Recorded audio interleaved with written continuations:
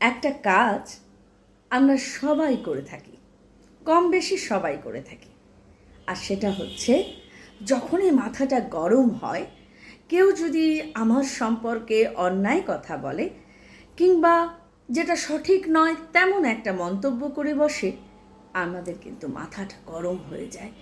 আর সেই মুহূর্তেই আমরা সেই রিয়াকশানটা দেখিয়ে ফেলি এবং আমরাও কিছু এমন কথা বলে ফেলি যার জন্য মাথা ঠান্ডা হওয়ার পরে নিজেদেরই খারাপ লাগে।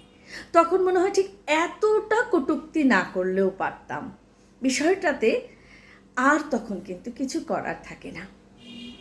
তাই যা করব সেটা হচ্ছে, যখন কেউ এই ধরনের কোনো ব্যাড কমেন্ট বা এমন কোনো আচরণ যা আমাকে অপমান করছে কিংবা আমাকে মিসজাজমেন্ট মনে হচ্ছে যে আমাকে মিসজাজ করা হচ্ছে, তখন আমরা কিছুক্ষণের জন্য পজ নিব মানে কি?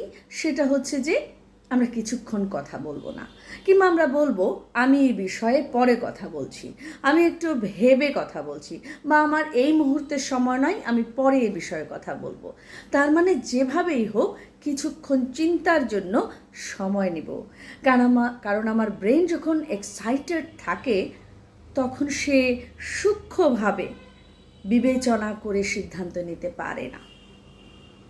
আবার যখন আমরা যখন সোশ্যাল মিডিয়াতে কারোর সাথে চ্যাটিংয়ে আছি, এমন একটা কথা বলে ফেললো যে কথাটা ঠিক ভালো লাগলো না, তখন যেটা আমরা করব, সেই ডিভাইসটি রেখে পাশের রুমে বা কিছুটা দূরে কমপক্ষে 15 থেকে 20 মিনিট বা 30 মিনিট পরে মোবাইলের কাছে আসবো।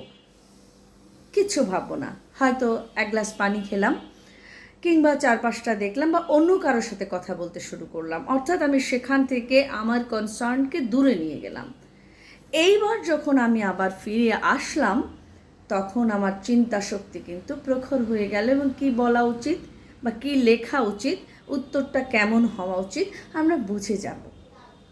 সুতরাং তাৎক্ষণিক মন্তব্য, তাৎক্ষণিক রিয়াকশন না দেখিয়ে কিছুটা পজ নেব।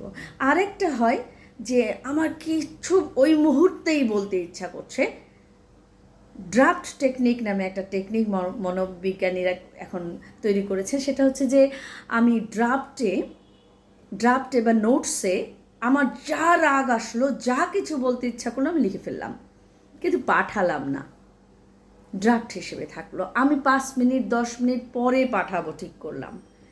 10 মিনিট পর যখন পাঠাবো তখন অনেকগুলো কথা ডিলিট করতে ইচ্ছা করবে।